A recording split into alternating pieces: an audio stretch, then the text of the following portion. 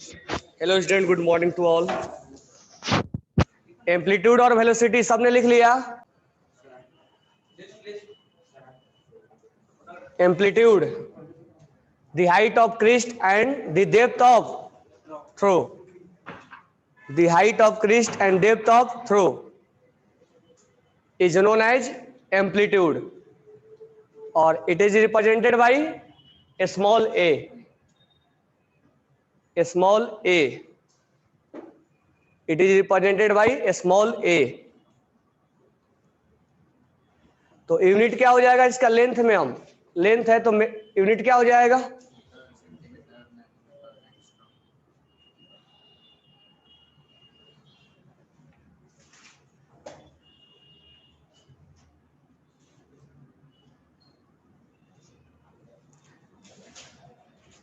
कौन नेक्स्ट लिखना?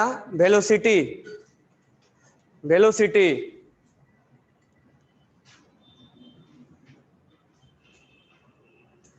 वेलोसिटी में क्या डिफिनेशन होगा? तो वेलोसिटी इक्वल टू क्या होता है? Distance upon time. तो हम डिस्टेंस अपॉन टाइम तो लिख लो। वेलोसिटी कैसे डिफाइन करेंगे? Distance travel by wave per unit time, distance travel by wave per unit time, distance travel by wave per unit time, distance travel by wave per unit time, distance travel by wave per unit time. तो unit क्या हो जाएगा इसका? Metre per second या centimetre per second, metre per second और centimetre per second. Next लिखना time period, time period, time period. Next लिखना time period. अब फ्रीक्वेंसी कैसे डिफाइन करते थे? Number of wave pass in 1 second, एक सेकेंड में कितना वेव पास हो रहा है। और wave number, number of wave pass in 1 metre, एक मीटर में कितना वेव और एक सेकेंड में कितना वेव। अगर एक सेकेंड में कैलकुलेशन किया जाए तो फ्रीक्वेंसी हो जाएगा, और 1 मीटर में अगर कैलकुलेट किया जाए तो वेव नंबर हो जाएगा। अब हमें निकालना है टाइम पीरियड। तो टाइम पीरियड का मतलब अब ऐसे समझ लो कि अब मैथ की तरह बता रहे हैं। मान लो 10 वेव पास हो रहा है एक सेकेंड में, 10 वेव पास हो रहा है एक सेकेंड में। तो एक वेव पास होने में कितना टाइम लगाएगा? 1/10 लगाएगा ना। तो उसी को बोलते हैं टाइम पीरियड, यानी एक वेव को पास होने में कितना टाइम लगाएगा। जैसे हम लिखे कि 10 वेव पास्ड इन 1 सेकेंड।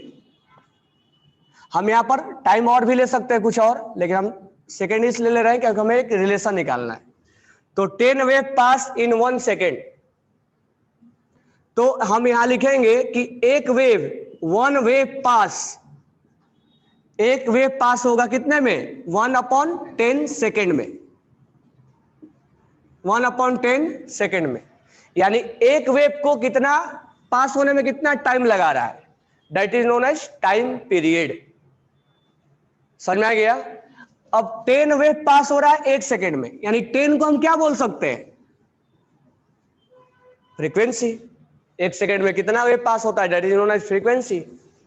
बोल सकते हैं ना, इसलिए हमने जानबूझ के यहाँ 1 सेकेंड लिया है, टाइम कुछ और भी दे सकते थे। तो एक सेकेंड में कितना वेव पास होगा, that is known as frequency. तो 1/10, तो 10 के जगह पे क्या रख सकते हैं? यानी टाइम पीरियड इक्वल टू 1/फ्रीक्वेंसी। तो पहले डिफिनेशन लिख लो। Time required, time required, time required to pass 1 wave, time required to pass 1 wave या 1 cycle, time required to pass 1 wave is known as time period. Is known as time period. नीचे लिखना, example के तौर पे लिख लो, 10 wave pass in 1 second, 10 wave pass in 1 second, 10 wave pass in 1 second, therefore 1 wave pass in, therefore 1 wave pass in 1/10 second, तो 1/10 second is time period, यही है टाइम पीरियड।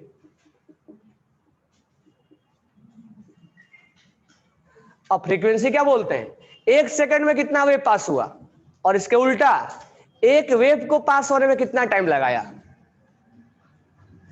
1 सेकंड में कितना वेव, वो फ्रीक्वेंसी, और एक वेव को पास होने में कितना time, that is known as time period.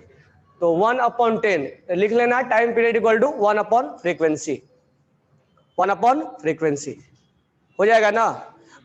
अब कल हमने पढ़ाया था कि फ्रीक्वेंसी इक्वल टू क्या होता है, C अपॉन, तो यहां पर time period equal to lambda का वैल्यू पुट कर देंगे तो क्या हो जाएगा, lambda upon C, time period equal to lambda upon C। तो हमें ज्यादा फॉर्मूला याद नहीं रखना है, हमें बस 3 फॉर्मूला याद रखना है, उससे कहीं भी कन्वर्जन हम कर सकते हैं। Frequency equal to C upon lambda, wave number equal to 1/लेमडा, और टाइम पीरियड इक्वल टू 1/, ये 3 फॉर्मूला बस याद रखना है, बाकी हम एक दूसरे में कन्वर्ट कर सकते हैं। फ्रीक्वेंसी पूछेगा तो लेमडा से निकाल देंगे, ये पूछेगा तो बस 3 ही फॉर्मूला याद रखना, बाकी फॉर्मूला नहीं रटना है। तो लिख लेना समराइज करके, और वॉल्यूम ओपन करना,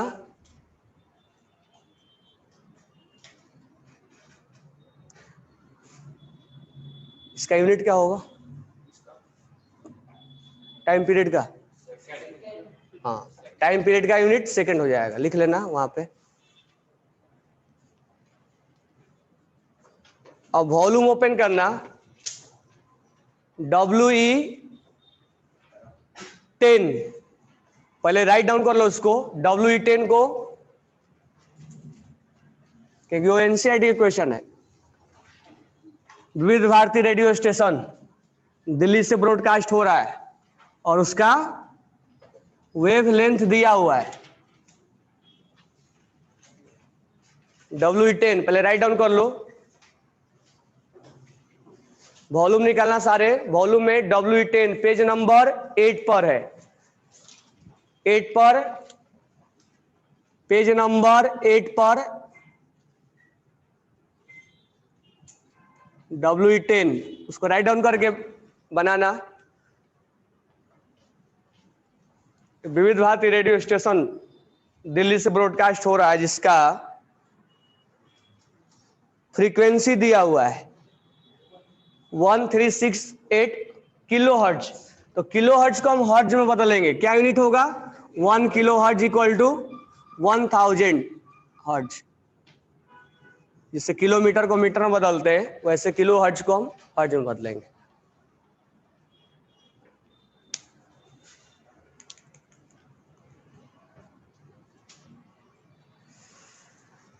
तो फ्रीक्वेंसी दे रखा है तो लेमडा निकालना है, तो इसमें 2 चीजें है, एक यूनिट कन्वर्जन और एक कैलकुलेशन।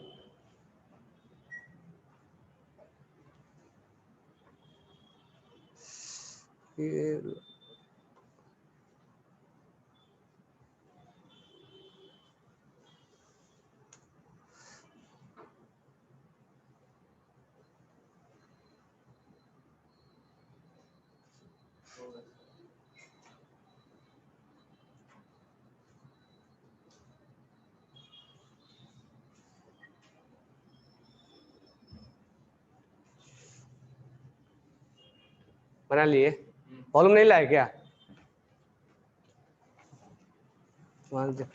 क्वेश्चन लिख लो इसमें।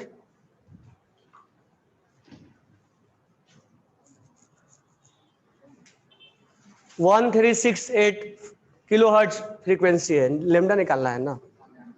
हाँ, तो लेमडा इक्वल टू हो जाए, फ्रीक्वेंसी इक्वल टू होता है C अपॉन लेमडा। C का वैल्यू है 3 × 10⁸ मीटर सेकेंड इनवर्स। तो हमें लेमडा निकालना है, फ्रीक्वेंसी इक्वल टू लिख देंगे 1368 इंटू 10⁻³ हर्ट्ज, क्योंकि यहाँ पर किलो हर्ट्ज नहीं रख सकते क्योंकि यहाँ पर मीटर है, तो मीटर है तो यहाँ पर हर्ट्ज रखना पड़ेगा।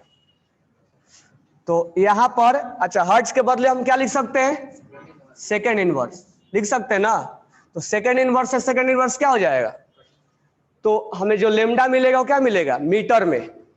ऑप्शन में चेक कर लेंगे कि वो नैनोमीटर में है कि मीटर में है कि सेंटीमीटर में, वो ऑप्शन में जैसा देगा वैसा हम करेंगे। तो यहां से लेमडा इक्वल टू हो जाएगा 3 × 10⁸ अपॉन 1368 इंटू 10⁻³। अब यहां से कैलकुलेशन करना पड़ेगा, ये कैलकुलेशन खुद करना पड़ेगा, इसमें कैलकुलेशन है और यूनिट कन्वर्जन है। तो मैं डायरेक्ट लिख दे रहा हूं, कितना आंसर दिया है 219 मीटर, 219 मीटर।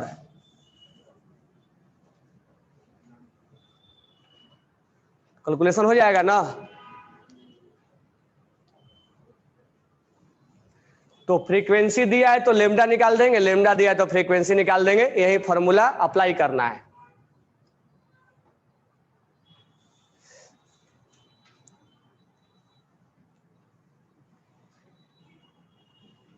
रिजल्ट मिल गया तुम लोग का,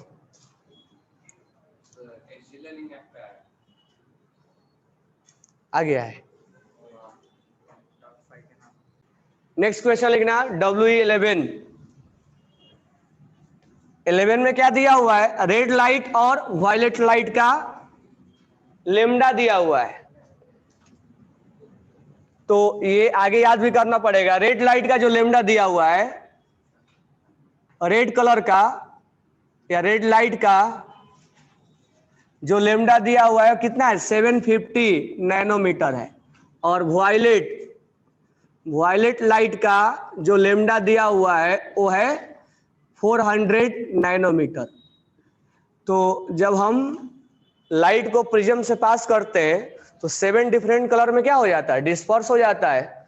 हम विग्योर बोलते हैं ना, तो विग्योर भी से वायलेट और लास्ट में क्या होता है रेड। तो इधर से इधर जब जाते हैं तो लेमडा क्या होता है, बढ़ता है।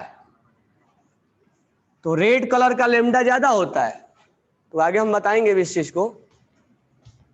तो हमें इसका दोनों का लेमडा दे रखा है, तो ये रेंज भी हम बोल सकते हैं कि लेमडा सबसे मिनिमम वायलेट का होता है और सबसे ज्यादा रेड का होता है। तो दोनों का हम रेंज बना सकते हैं कि 400 से 750। लेकिन जिसका लेमडा ज्यादा है उसका फ्रीक्वेंसी क्या आएगा, कम आएगा। तो निकाल के देखो, इसका फ्रीक्वेंसी निकालो आप, इसका भी फ्रीक्वेंसी निकालो।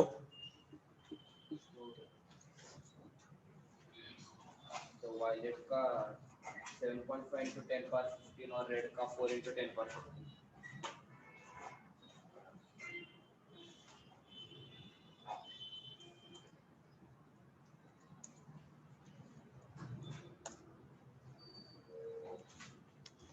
जिसके पास वॉल्यूम नहीं है वो लिख लेना WE11। वायलेट कलर का लेमडा दे रखा है और रेड कलर का लेमडा दे रखा है, दोनों का फ्रीक्वेंसी निकालना है।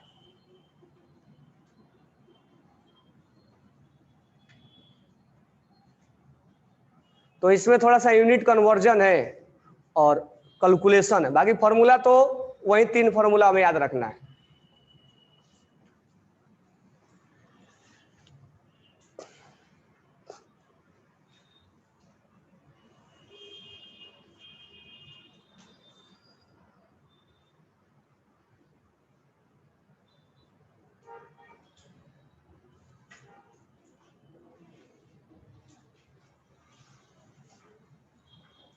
आ गया। तो फ्रीक्वेंसी इक्वल टू क्या होता है C/लेमडा। C का value 3 × 10⁸ metre second inverse. Second में सेंटीमीटर में भी ले सकते हैं, उसके अकॉर्डिंग हमें लेमडा चेंज करना पड़ेगा।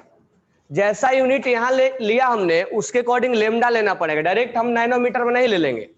तो नैनोमीटर को मीटर में बदलना है तो किससे मल्टीप्लाई करेंगे 10⁻⁹ से। तो हम 400 को 10⁻⁹ से मल्टीप्लाई कर देंगे तो ये मीटर में आ जाएगा, क्योंकि 1 नैनोमीटर में 10⁻⁹ मीटर होता है। तो 400 में इतना मीटर होगा, मीटर से मीटर कैंसिल हो जाएगा, और यहां हम कैलकुलेशन करेंगे। इसका भी मैं लिख दे रहा हूं, C upon lambda 3 into 10⁸ metre second inverse divide by 750 nanometre को हम बदल देंगे मीटर में, तो ये मीटर हो गया, मीटर से मीटर कैंसिल हो गया, ये आ जाएगा 4 इंटू 10⁻, कितना आएगा 14 सेकेंड इनवर्स। इसका कितना आ रहा है 7.5 इंटू 10⁻, सेकेंड इनवर्स, या हर्ट्ज भी लिख सकते हैं, जैसा ऑप्शन है, दोनों सेम है। ये थोड़ा सा कैलकुलेशन करना पड़ेगा। हम फार्मूला और यूनिट पे ज्यादा फोकस कर रहे हैं, आप कैलकुलेशन करो। हो गया ना ये? तो रेंज बनाने के बोला है, तो रेंज हम बना देंगे। तो देखो इसका इसका लेमडा ज्यादा है तो फ्रीक्वेंसी कम आया है इसका, और इसका लेमडा कम है तो फ्रीक्वेंसी ज्यादा आया है, इनवर्सली होता है। तो W12 बनाओ। 12th नंबर जो है वो है, 12th नंबर जो क्वेश्चन है मैं लिख दे रहा हूं, लेमडा का वैल्यू दिया हुआ है, वेट येलो रेडिएशन का वेवलेंथ दिया हुआ है। Question number W12 yellow radiation यानी येलो लाइट, येलो रेडिएशन का लेमडा दिया हुआ है 5800 एंगस्ट्रोम। यहां पर पहला आपको निकालना है वेव नंबर और सेकंड निकालना है फ्रीक्वेंसी। तो आप दोनों निकालो। वेव नंबर आएगा 1.72 into 10⁻6 मीटर इनवर्स, फ्रीक्वेंसी आएगा 5.172 10⁻14 सेकंड। मैच कर रहा है आंसर। तो लेमडा दिया है तो फ्रीक्वेंसी निकाल लेंगे पहले। फ्रीक्वेंसी इक्वल टू क्या हो जाएगा C अपॉन लेमडा। तो C का value 3 into 10⁸ metre second inverse. तो लेमडा का वैल्यू अगर ये मीटर में है तो लेमडा का वैल्यू मीटर में लेना पड़ेगा, तो हमें एंगस्ट्रॉम को बदलना पड़ेगा मीटर में। तो 1 एंगस्ट्रॉम इक्वल टू 10⁻⁻10 मीटर, तो 5800 इंटू 10⁻⁻10 मीटर। ठीक है, तो यहां पर हम कैलकुलेट कर देंगे 5800 इंटू 10⁻⁻10 मीटर। मीटर से मीटर कैंसिल, अब इसको कैलकुलेट करना पड़ेगा। तो ये कैलकुलेशन आप करोगे और इसका जो आंसर आ जाएगा वो आंसर होगा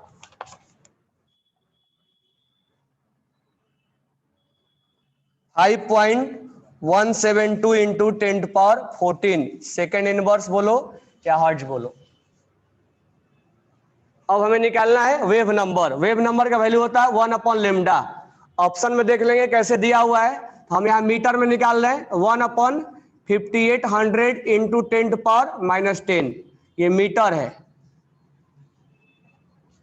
तो यहां पर वैल्यू पुट कर देंगे और वैल्यू पुट करने के बाद कैलकुलेशन करना पड़ेगा। 1.724 इंटू 10⁻6 मीटर इनवर्स है, सेंटीमीटर में चाहिए तो सेंटीमीटर में बदल देंगे।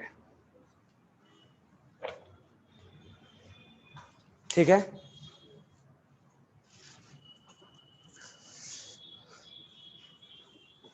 एक दो क्वेश्चन और लिख लो।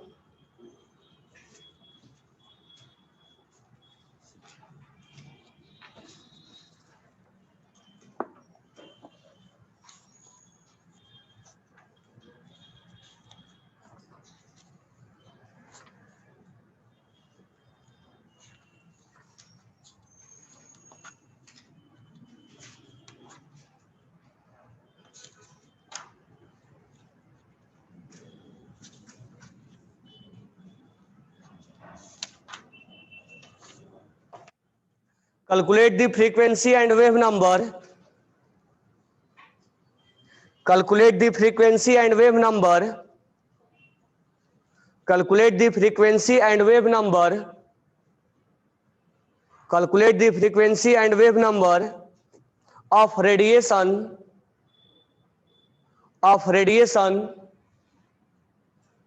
with wavelength 480 nanometer, 480 nanometer, 480 nanometer.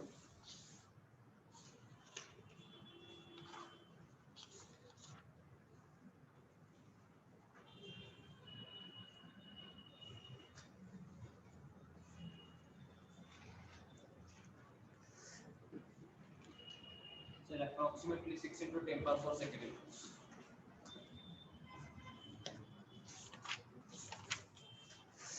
Frequency. कितना आया? 6 into 10 power 4 second. 4 या 14? 440. 40.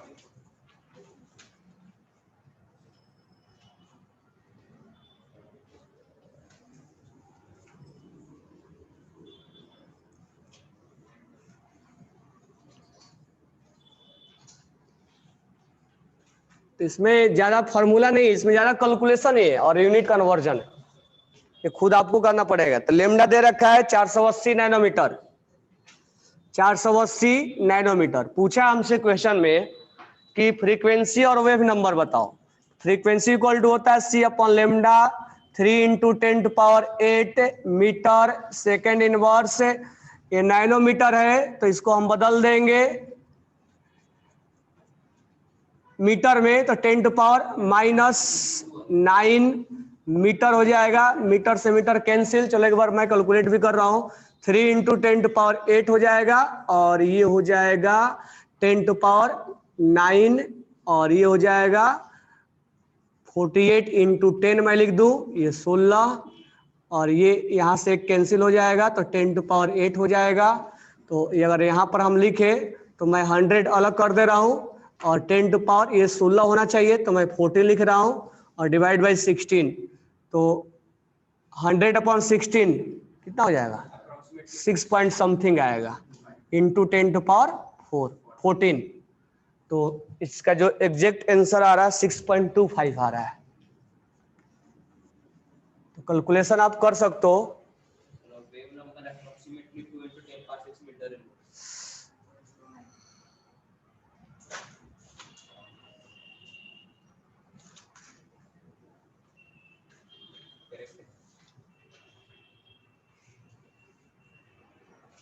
वेब नंबर का इसमें तो आंसर ही नहीं दिया, क्यों लिख ही निकाल कर दे रहा है। चलो वेब नंबर निकाल लेते हैं। Wave number equal to 1 upon lambda, ये हो जाएगा 1 अपॉन 480 इंटू 10 पावर -9 मीटर। तो हमारा जो वेब नंबर आएगा वो मीटर इनवर्स में आएगा। ये हो जाएगा 10 पावर 9 अपॉन 480। तो यहाँ से हम कर देते हैं 10 इंटू 10 पावर 8 और 480, यहाँ से कैंसिल हो गया। यहाँ से 2 जीरो निकालते हैं और 10 पावर 6 लिख देते हैं और 480। तो 100 में 48 से डिवाइड करोगे कितना आएगा? 2 पॉइंट समथिंग आएगा, 2.0 नहीं। तो एग्जैक्ट आंसर नहीं निकालना है, इधर से उधर ऑप्शन में मिल जाएगा हमारे। इंटू 10 पावर 6 देखो हमने बिना ऐसी डायरेक्ट कैलकुलेशन की, तो इधर से उधर कर करके क्वेश्चन कैलकुलेशन कर सकते हैं। तो कैलकुलेशन आप करोगे।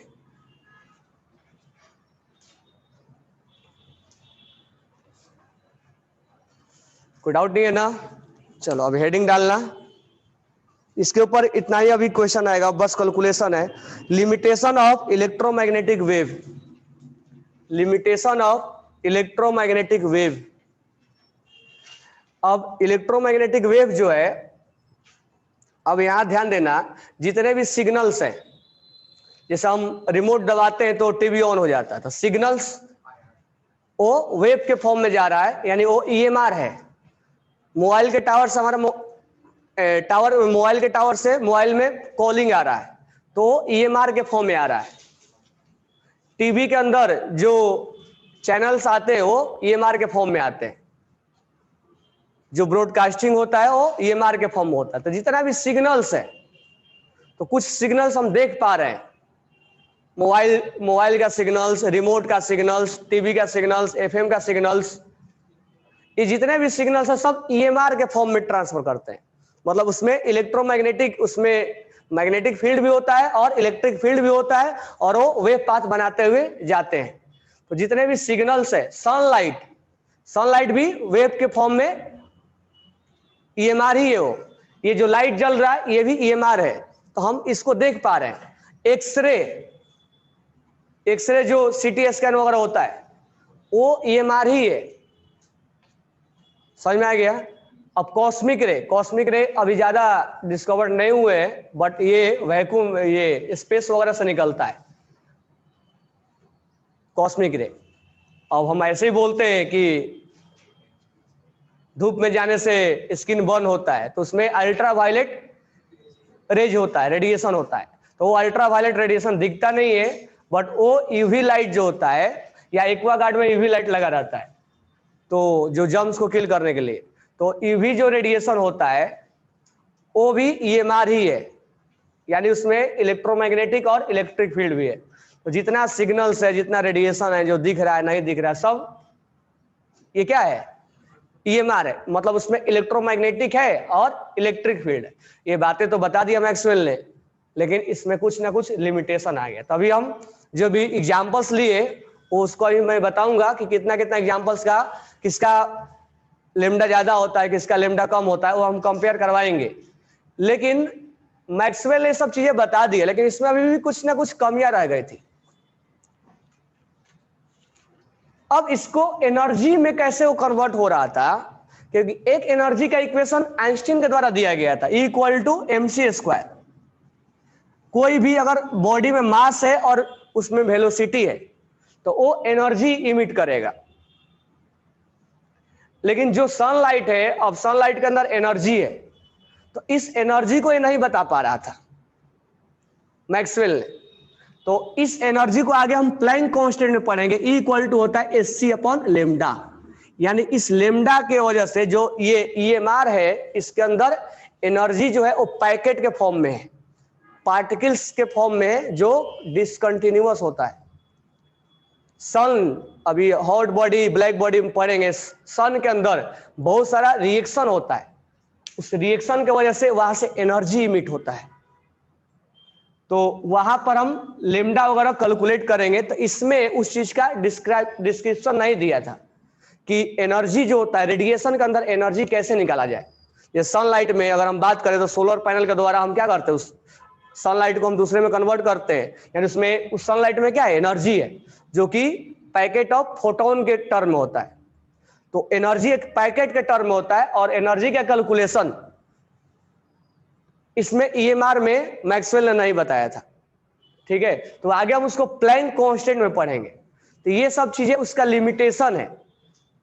तो लिखना limitation of electromagnetic wave.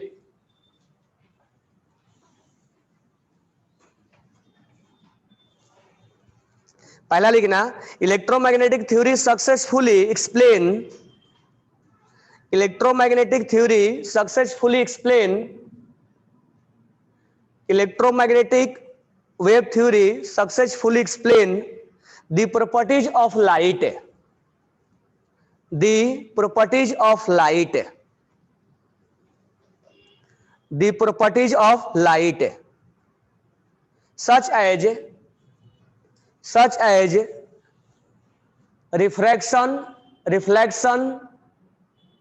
such as reflection, diffraction, interference, refraction, diffraction, interference। अब इंटरफेरेंस के बारे में तो जो एक थ्योरी हम आगे पढ़ेंगे, उस थ्योरी में केवल रिफ्रैक्शन और रिफ्लेक्शन बताया था, इंटरफेरेंस नहीं बताया था। ये मार नहीं। अब मान लो हम मोबाइल में बातें करते हैं, तो कभी कभी ऐसा होता है कि हम कॉल कहीं और लगाते हैं, कॉल कहीं और लग जाता है, उसमें क्या हुआ होगा, तो जो वेव जाता है वो दूसरे वेव में क्या हुआ होगा, मर्ज हो जाता है। या लैंडलाइन पहले चलता था, अब तो कम हो गया है। लैंडलाइन में ज्यादा क्लियर आवाज नहीं आता है, उसमें थोड़ा वाइब्रेशन टाइप का आता है।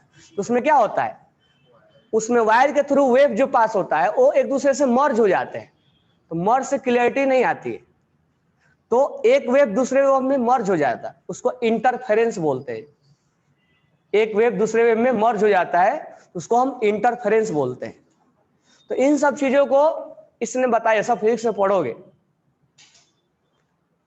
इन सब चीजों को ईएमआर ने बताया, मैक्सवेल ने इसके बेसिस में सब कुछ बता दिया कि ये मर्ज कैसे हो रहा है, इंटरफेरेंस कैसे हो रहा है, लेकिन कुछ कुछ चीजें नहीं बताया। तो आगे लिखना है इसमें, but it fail in explaining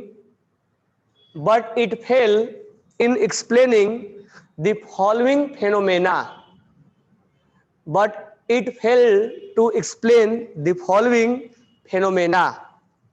पहला लिखना black body radiation, black body radiation,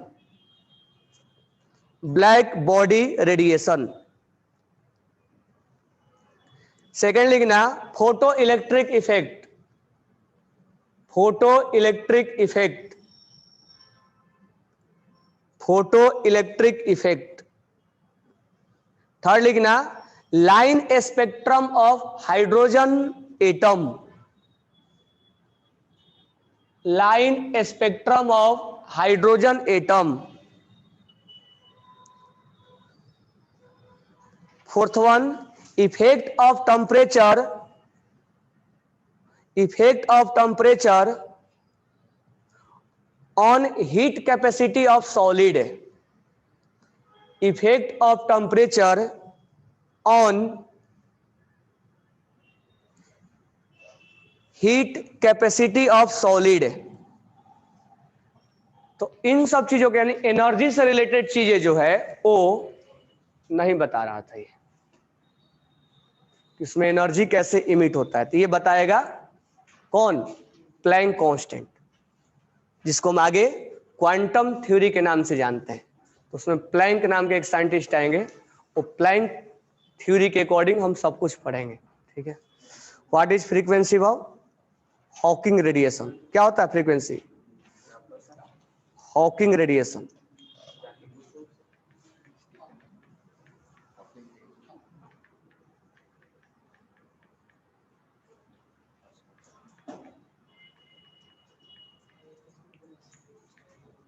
ये एरिया बहुत इसका ब्रॉड है, लेकिन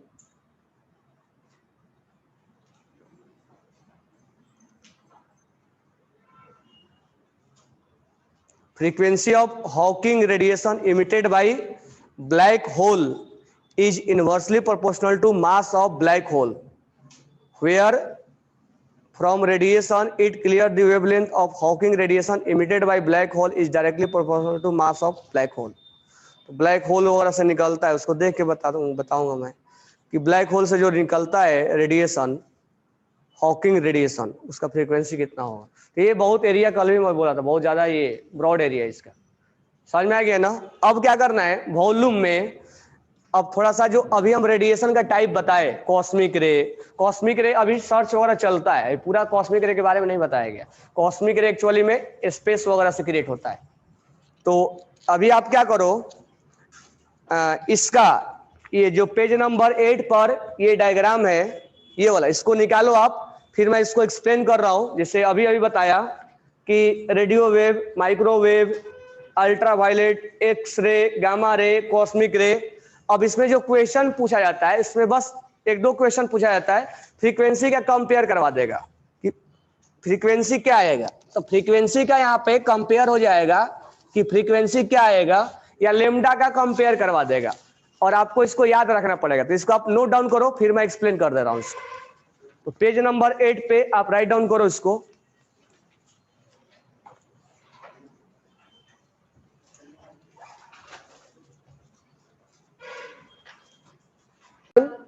जो इसके ऊपर जो क्वेश्चन पूछेगा इलेक्ट्रोमैग्नेटिक स्पेक्ट्रम के ऊपर, इसमें क्वेश्चन कंपेयर पूछता है किसका लेमडा ज्यादा है या किसका लेमडा कम है। तो यहां लिखा हुआ कॉस्मिक रे, मतलब यहां हमने लास्ट में लिखा है, तो कॉस्मिक रे का लेमडा सबसे कम होता है, होगा ना। कॉस्मिक रे का जो लेमडा का रेंज है वो 10⁶ से भी कम है। वहाँ डेटा लिखा भी नहीं है, अभी सर्च वगैरह चलता है इस पे, एग्जैक्ट डेटा यहाँ नहीं लिखा हुआ है, रेंज भी नहीं लिखा हुआ है। तो कॉस्मिक रे का जो वैल्यू है वो 10⁶ माइक्रोमीटर में दिया है ना, उससे भी कम है। इधर लास्ट से बात करते हैं। रेडियो टेलीविजन वेव और रेडियो वेव का जो लेमडा दिया हुआ है वो 10⁸ के आसपास दिया हुआ है माइक्रोमीटर में, यानी रेडियो वेव का फ्रीक्वेंसी लेमडा क्या होता है, सबसे ज्यादा होता है। तो आप इसको ऐसे याद रखना,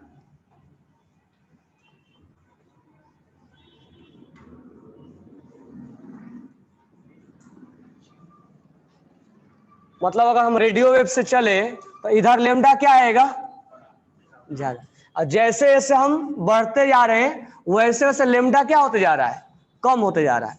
इंफ्रारेड का रेडियो और भी कम, ये कम से कम एटलीस्ट ये पूछा जाता है कि अल्ट्रा जो विजिबल होता है, विजिबल लाइट जो बिग ब्योर जो हम बोलते हैं, इसमें 7 कलर लिखे हो ना, तो इसको सन अगर हम प्रिज्म से पास करते हैं तो 7 अलग अलग कलर में डिस्पर्स हो जाता है, और 7 अलग अलग कलर में सबसे ज्यादा लेमडा किसका होता है, अभी अभी बताया था रेड कलर का। तो यहाँ बिग ब्योर में भी यहाँ होगा और रेड यहाँ होगा, अभी बताया था रेड का लेमडा ज्यादा होता है, तो हमने लेमडा के बारे में लिखा है। तो जैसे जैसे इधर जाएंगे वैसे वैसे लेमडा कम होते जा रहा है। इंफ्रारेड का विजिबल का जो लेमडा का जो वैल्यू होता है वो यूवी और आईआर के बीच में होता है, यूवी और आईआर के बीच में होता है, यानी विजिबल का जो लेमडा होता है वो आईआर से कम होता है और यूवी से ज्यादा होता है, ये याद रखने का, एक एटलीस्ट पूछता है इसके बारे में। एक्सरे का वेवलेंथ और कम होगा, गामा रे का और कम होगा, और कॉस्मिक रे का सबसे कम होता है। तो ये वेवलेंथ का एटलीस्ट सीक्वेंस याद रखने का, और इसका अगर वेवलेंथ कम हो रहा है तो फ्रीक्वेंसी क्या हो रहा होगा, तो कोई भी पूछ सकता है, अगर वेवलेंथ कम हो रहा है तो फ्रीक्वेंसी बढ़ रहा है, तो इसका फ्रीक्वेंसी कम होता है। तो सबसे ज्यादा वेवलेंथ, सबसे कम वेवलेंथ कॉस्मिक का, और सबसे ज्यादा वेवलेंथ, तो याद रखने के लिए ध्यान रखने का इसको, इसमें से ज्यादा यही कंपेयर के लिए क्वेश्चन पूछा जाएगा। समझ में आ गया ना। अब इसका सोर्स क्या है, ये रेडियो वेव, तो इसका सोर्स कहां कहां से है, सोर्स कहां है, तो रेडियो वेव तो हम जानते हैं, माइक्रोवेव, माइक्रोवेव का सोर्स कहां है, ओवन में। उसके बाद क्या है, इंफ्रारेड, इंफ्रारेड का सोर्स क्या है,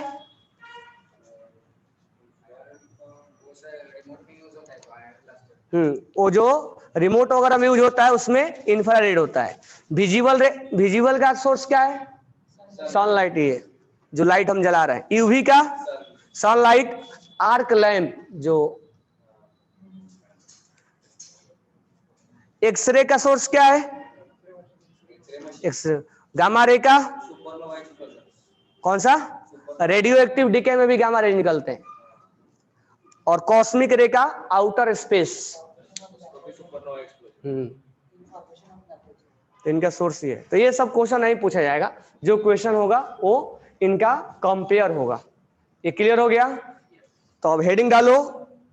अब हम यहां से black body radiation, photo electric effect, ये सब देखेंगे, लेकिन उससे पहले हम क्वांटम थ्योरी पढ़ ले, तब हम ब्लैक बॉडी रेडिएशन पढ़ाएंगे और तब हम फोटो इलेक्ट्रिक पढ़ाएंगे, क्योंकि उसमें इसका यूज आएगा। क्वांटम, बिना क्वांटम थ्योरी पढ़े, क्योंकि जब हम फोटो इलेक्ट्रिक पढ़ेंगे तो उसके जो एनर्जी कन्वर्ट करेंगे तो उसमें वर्क फंक्शन, यानी जो लाइट होता है उसका एनर्जी वर्क फंक्शन में जाता है और इसको इलेक्ट्रॉन्स को उड़ाने में यूज आता है, काइनेटिक एनर्जी में यूज आता है, तो इसको वर्क फंक्शन बोलते हैं। तो बाद में इसको हम, तो पहले एनर्जी को मैं डिस्क्राइब कर दूं, तो हेडिंग डालना quantum theory of radiation, quantum theory of radiation,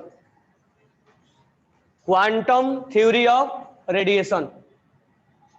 red heated object आगे पढ़ेंगे हम सब, black body, red heated body, ये सब आगे देखेंगे, फोटो इलेक्ट्रिक, ये 3 चीज हम आगे पढ़ेंगे। तो हेडिंग डालना क्वांटम थ्योरी रेडिएशन। इसमें प्लैंक साइंटिस्ट ने बोला कि जो कोई भी रेडिएशन है, कोई भी जो रेडिएशन है उसके अंदर पार्टिकल्स ट्रेवल कर रहा है। रेडिएशन के अंदर पार्टिकल्स होते हैं। तो सबसे पहले क्वांटम थ्योरी में इस चीज को एक्सप्लेनेशन आया, क्योंकि वो चीजें कहीं ना कहीं जो ये बताया था आइंस्टीन, उससे रिलेट हो रहा था कि कोई बॉडी के अंदर मास है और उसके अंदर वेलोसिटी है तो एनर्जी इमिट करेगा। तो ईएमआर के अंदर मैक्सवेल ने एनर्जी के बारे में डिस्क्रिप्शन नहीं कर रहा था। तो ईएमआर के अंदर क्या होता है, एनर्जी होता है, सनलाइट में एनर्जी है।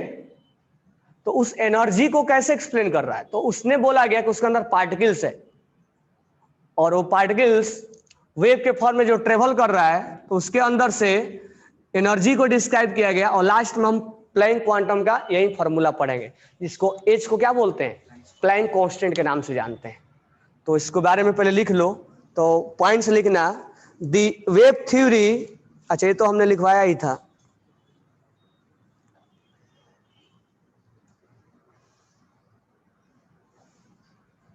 आगे लिखना, in order to explain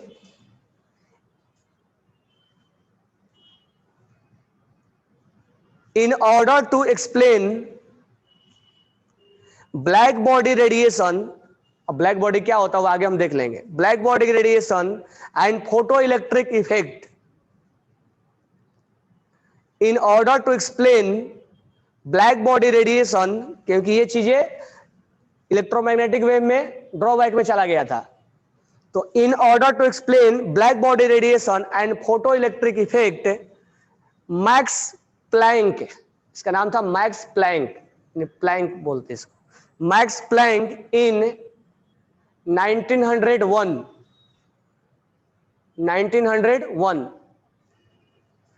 represent a new theory known as quantum theory of radiation, known as quantum theory of radiation, quantum theory of radiation। इसमें लिखना, according to this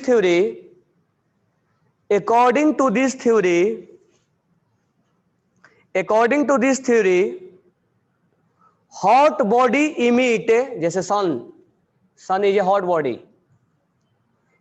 body emit radiant energy, hot body emit radiant energy not continuously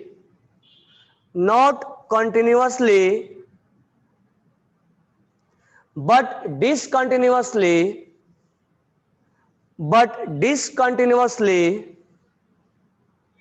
in form of a small packet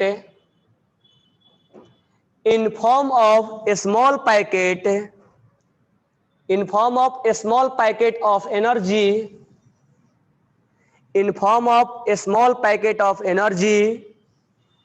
called quantum,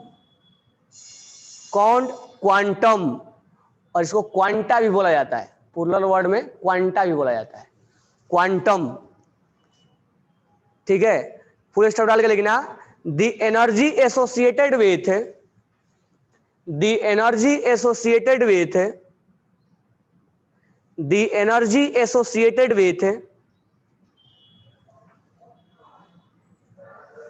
each quantum of given radiation,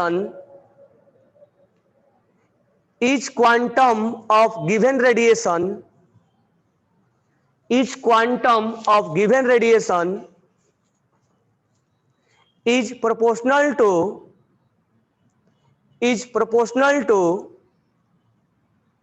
frequency of emitted radiation।